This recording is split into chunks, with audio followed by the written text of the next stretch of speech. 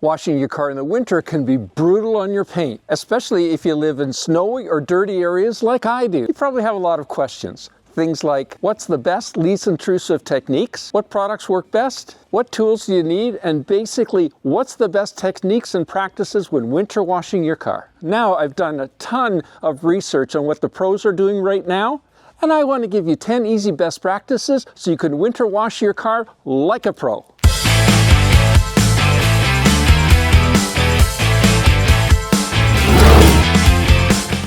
Knowing how to properly winter wash your car makes all the difference in keeping that paint looking like new. This is not a sponsored video, but I've included links in the description down below to the products I'm using. And you're going to want to make sure you hang around right to the end, because I've got a great tip to make those brake rotors from getting all rusty after washing.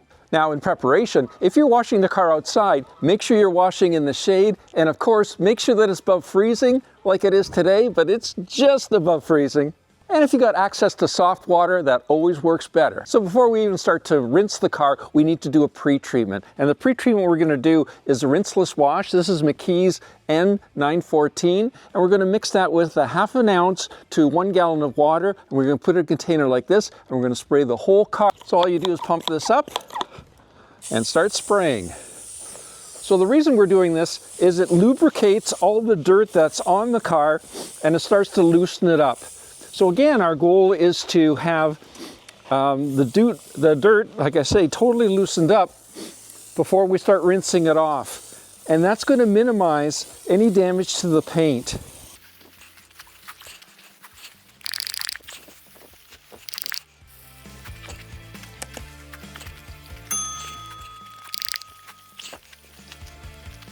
The pre-wash is really going to loosen up that dirt, especially all this heavy dirt on the back. So it's just going to slide right off. And if you're not sure what the concentration to use in a container like this one holds 48 ounces of water, and you'd use 1 teaspoon of the McKee's N914 in this container. And it looks like this container is about the right size for a relatively small car like this GR Corolla. So after the pre-rinse has been on the car for a few minutes, 5 minutes or so, then you can rinse it off. So when you rinse it, you can see how easily the dirt just washes off the car. Because that dirt's been lubricated and it's been loosened up from the car itself, from the paint, and now it slides off quite easily.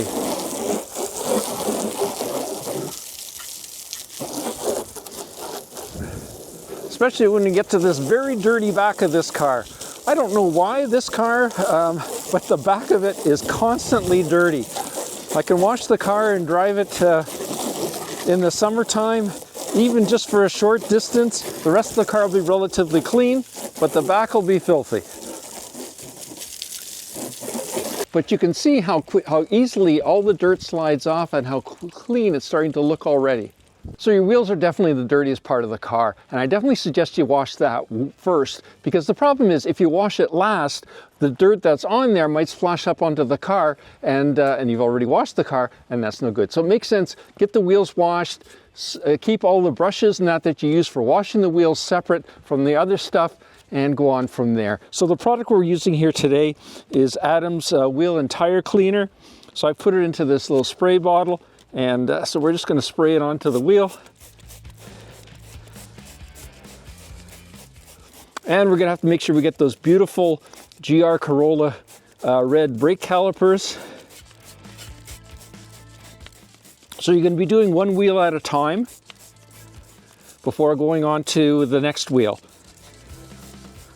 All right, so once you've sprayed that on, then we've got a series of brushes here that you can use. And so this one here I like because, as you can see, it's bent. So because of that, we can get in behind the spokes fairly well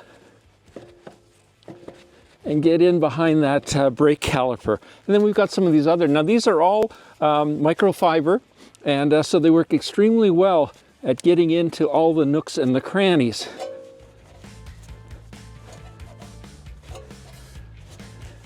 So next we're going to hit it with this foam gun. This is Adam's Ultra Foam Shampoo, and that's going to be the same product that we use for washing the whole car. But at this point we're just doing this one wheel. All right, we got a lot of soap on there now. So Now we get to our brushes, and again, we start getting into the barrels of the wheels and getting into all the nooks and the crannies. And I have a dedicated bucket that I use just for the wheels. And so that's what you're going to use to rinse out the brushes from all the dirt.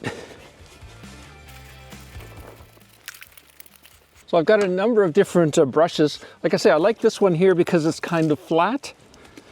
And then we got this one here, which is a nice big one. And but this is particularly good because it does a really good job of getting in and behind those brake calipers. Try not to splash the camera too much as I'm doing this.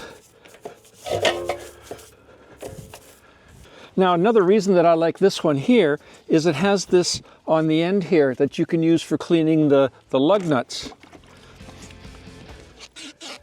And then for the outside of the wheels themselves and the tires, we can hit this with some more cleaner here. And we'll do the outside of the wheel. So again, I've got another brush for doing the outside of the wheel. So this one here I find works quite well. And the beauty of this one is it's fairly soft. So these wheels here, I don't know if you can tell or not, but they're not flat black. They're a shiny black wheel. And I find with those wheels, it doesn't take a lot to scratch them and to dull the finish. So we also want to do the tires. And then around this area here. So you see the way the foam is nice and white, whereas before it was quite brown and quite dark. So that tells us now that this is all pretty much clean. Just going to give these brake calipers another shot, just to make sure we're all in and around those nooks and crannies. So the last stage is we just rinse off the wheels.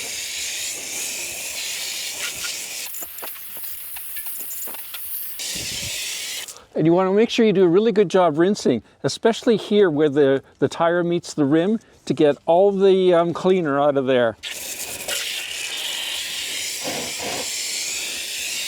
Now comes the fun part. We have a foam gun here. I don't have a pressure wash system, otherwise I could use a foam cannon, but believe me, this foam gun works just fine. So the idea is you want to put a layer of foam everywhere on the car. And I have the foam gun set to the medium settings.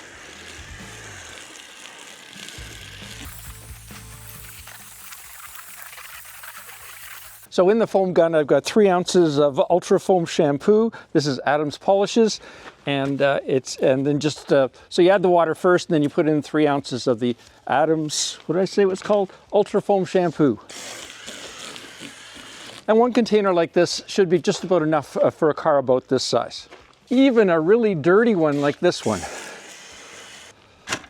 So next up, we're going to hand wash the car. So we got a microfiber mitt here, and we're going to use the 2-bucket method. So basically, in this bucket, got about 3 gallons of water and 2 ounces of this same Adams Ultra Foam shampoo.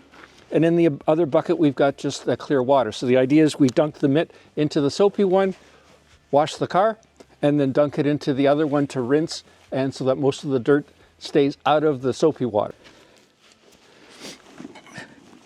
So starting at the top of the car, back and forth motion.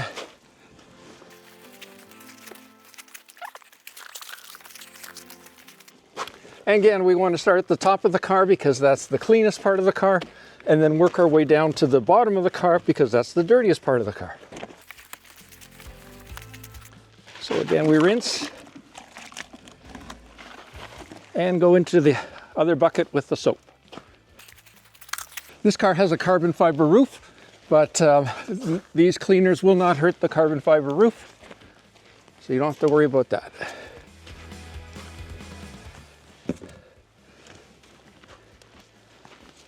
And you can flip the mitt over so you get 2 sides.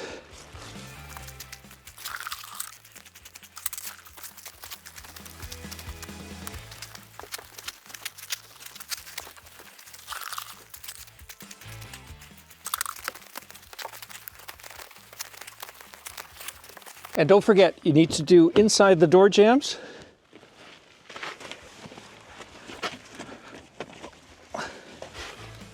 And the edges of the doors. Now if you have areas like this grill, where there's a lot of nooks and crannies and that kind of thing, you can use this coarse detailing brush just to go over the worst of them. Luckily, a lot of these are actually holes. They actually go through to the grill. So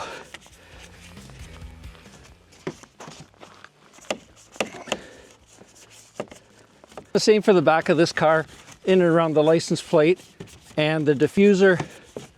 Now we just rinse it off. Now this car has been waxed, so the stuff just slides off at this point. So to dry the car, I recommend a 3-step process. The first step is a California blade squeegee. Now some people will say, oh, don't use a squeegee, it's gonna scratch the car. No way. I've been using squeegee like this for over 20 years, and I've had a couple Porsches in that time and a couple other really cool cars. Never had a scratch, so don't worry about it. So we're using the California blade to get rid of most of the water.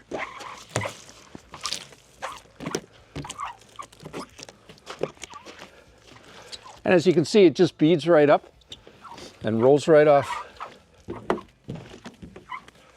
And again, you don't have to be too perfect with the California blade, because step 2 and step 3 is going to get rid of any little water spots that are left after the California blade's gone over. But it works incredibly well on flat surfaces like the side of this car.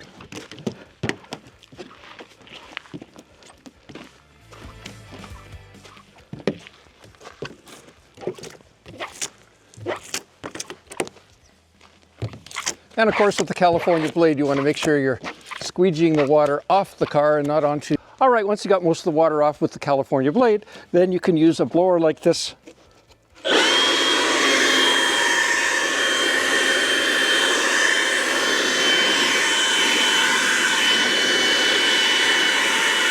And then whatever's left, you just get with a microfiber towel. And a pro tip, to make sure those brake discs don't rust, what I suggest you do is once you finish drying the car, take it around the block a few times, hit the brakes several times during that, and what you're doing is you're heating up the brakes so it dries off any water that's left on them, and you're also cleaning off those discs, and they won't rust. Click here for your next video on car cleaning tips and tricks, and I'll see you there.